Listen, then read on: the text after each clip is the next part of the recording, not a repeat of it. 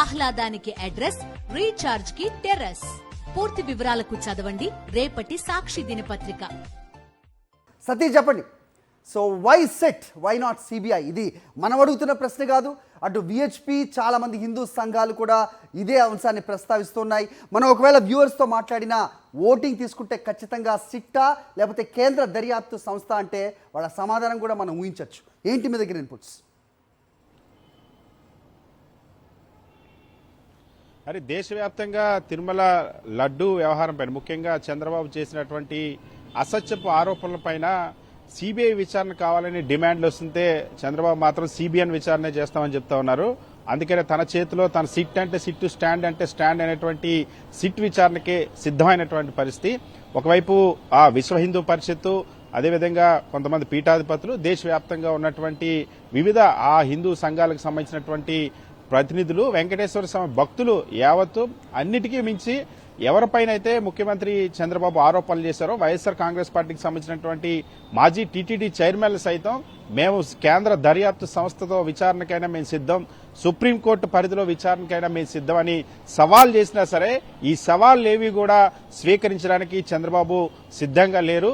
So ముఖ్యమంత్రి Chandrababu CBI విచారణ అనగానే భయపడుతున్నటువంటి పరిస్థితి. ఎందుకంటే ఒక పచ్చి అబద్దాన్ని, తిరుమల లడ్డూకు వినియోగించేటువంటి నెయ్యిలో జంతువుల కొవ్వు కలిసింది, దాన్ని లడ్డూ తయారు చేశారంటే ఒక పచ్చి అబద్దాన్ని దేశవ్యాప్తంగా ఉన్నటువంటి వెంకటేశ్వర స్వామి భక్తుల మనోభావాలు దెబ్బతీసేలాగా మాట్లాడిన విషయం బట్టబయలవుతుంది. సిబిఐ విచారణ లేదా సుప్రీంకోర్టు పరిధిలో ఉన్నటువంటి విచారణ అయితే అనే ఉద్దేశంతో ముఖ్యమంత్రి చంద్రబాబు కేవలం తన ఆధీనంలో ఉన్నటువంటి, అందులోనూ సిట్ ఇన్ఛార్జ్ గా ఆ గుంటూరు రేంజ్ ఐజీ సర్వశ్రేష్ఠ త్రిపాఠిని ఎంపిక చేసుకున్నారు. ఆయనతో పాటు ఆ విశాఖ డీఐజీ గోపీనాథ్ జెట్టి, కడప ఎస్పీ హర్షవర్ధన్ రాజు, వీళ్ళు ముగ్గురిని కూడా అందులో సభ్యులుగా నియమించిన పరిస్థితి. సో సర్వశ్రేష్ఠ త్రిపాఠి పైన ఇప్పటికే అనేక ఆరోపణలున్నాయి. ముఖ్యంగా వైఎస్ఆర్ కాంగ్రెస్ పార్టీని లక్ష్యంగా చేసుకుని ఎప్పుడు కూడా సర్వశ్రేష్ఠ పార్టీ పనిచేస్తారు. అంతేకాకుండా లా అండ్ ఆర్డర్ ని నిర్వహించలేనటువంటి పరిస్థితి.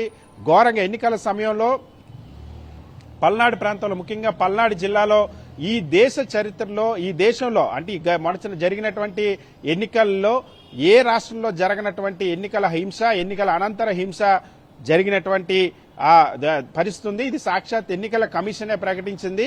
సో ఆ పరిస్థితుల్లో ఉన్నటువంటి ఐజీ అదే సర్వశ్రేష్ఠ త్రిపాఠి. సో సర్వశ్రేష్ఠ త్రిపాఠి పైన ఎన్నికల కమిషన్ కూడా గతంలో వైఎస్ఆర్ కాంగ్రెస్ పార్టీ ఫిర్యాదు చేసింది.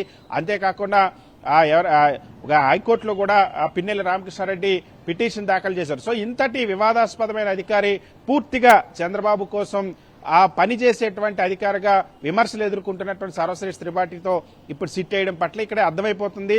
సో ఈ వ్యవహారాన్ని పూర్తిగా తనకు అనుకూలంగా ఒక నివేదిక తీసుకొచ్చి దీన్ని సద్దుమణిగేలా చేసుకునేటువంటి పనిలో రాష్ట్ర ప్రభుత్వం ఉంది. ఇందులో నిజానిజాలు నిర్ధారణ జరిగేందుకు చంద్రబాబు సానుకూలంగా లేరు. ఎందుకంటే ముఖ్యమంత్రి చంద్రబాబు చెప్పింది పచ్చి అబద్దం అని ఇప్పటికే ఆ టీటీడీ ఈవో శ్యామలరావు రిపోర్ట్ కానీ లేదా ఇతర నివేదికలన్నీ కూడా ఇప్పటికీ కూడా ఏ రోజు లడ్డూ తయారీలో జంతువుల కొవ్వు కలిసినటువంటి నెయ్యిని వాడారంటే ఈ రోజుకి కూడా ముఖ్యమంత్రి దగ్గర నుండి, రాష్ట్ర ప్రభుత్వం దగ్గర నుండి, టీటీడీ దగ్గర నుండి సమాధానం రానటువంటి పరిస్థితి. సో ఇది ఒక పచ్చి అబద్దం అని తెలుసు.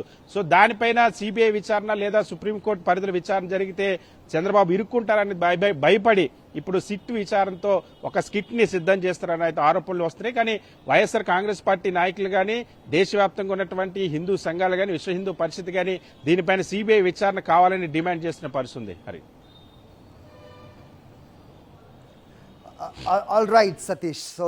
సో లడ్డు వివాదంపై నెలకొన్న వివాదంలో ఖచ్చితంగా సిబిఐ అలాగే కేంద్ర దర్యాప్తు సంస్థల దర్యాప్తు కావాలి అంటూ అటు విహెచ్పి, విశ్వ హిందూ పరిషత్ కానీ ఎన్నో హిందూ సంఘాలు కానీ కోరుకుంటున్న నేపథ్యంలో కేవలం సిట్కే పరిమితం అవటంలో ఏంటి ఆంతర్యం అనేది చాలామంది ప్రశ్నిస్తున్నారు. ఇక హిందుత్వం గురించి మాట్లాడే నాయకులు, ముఖ్యంగా ఉప ముఖ్యమంత్రి పవన్ కళ్యాణ్ చేస్తున్న వ్యాఖ్యల్ని ఒక్కసారి మన ఈ బులెటిన్ చూస్తున్న వాళ్ళే మనకి పంపించింది ఒకసారి మీకు ప్లే చేసి నేను వినిపించే ప్రయత్నం చేస్తాను. హిందువుల గురించి తాను ఈరోజు బాకాలుతున్న ఉప ముఖ్యమంత్రి గతంలో ఏం మాట్లాడారు, ప్రస్తుతం ఏం మాట్లాడుతున్నారు అనేది ఒక్కసారి వినండి. It's a very short video. అసలు ఇలాంటి గొడవలు పెట్టింది హిందూ నాయకులు తప్ప మిగతా నాయకులు చేయరు. అసలు వాళ్ళకి ఇలా విడగొట్టి విభజించింది. ఇప్పుడు నిజంగా తిరుమలలో హిందూ ధర్మం రక్షించాలంటే దానికి ఏం చేయాలి? దానికి స్థానికంగా ఉండే ఎమ్మెల్యే వీళ్ళు చేయకూడదు, లేదంటే అధికారులు ఉన్నారు, టీటీడీ అధికారులు చేయకూడదని చెప్తే సరిపోద్ది కదా. మీరే ఎంకరేజ్ చేసి మీకే గొడవ కావాలి, ఎందుకంటే మనకు ఓట్లు చేల్చాలి. ఇది చేస్తున్నది హిందూ నాయకులు. హిందూ నాయకులు ప్రేరణ లేకుండా, ప్రోద్బలం లేకుండా ఈ విచారం. సనాతన ధర్మాన్ని జోలికి రాకండి. తమాషాలుగా ఉందా మీకు? ఇష్టానికి మాట్లాడుతూ ఉన్నారు సనాతన ధర్మం. ఎస్, సో డబుల్ స్టాండర్డ్స్ అంటే ఏ విధంగా ఉంటుందో అనేది మన ఉప ముఖ్యమంత్రి పవన్ కళ్యాణ్ మాటల్లో హిందువుల గురించి, హిందుత్వ గురించి, ఓట్లు చేలడం గురించి ఆయన గతంలో మాట్లాడిన మాటలు, ప్రస్తుతం భుజాలకెత్తుకొని మోస్తున్న హిందుత్వం గురించి చెప్పిన మాటలు. రైట్.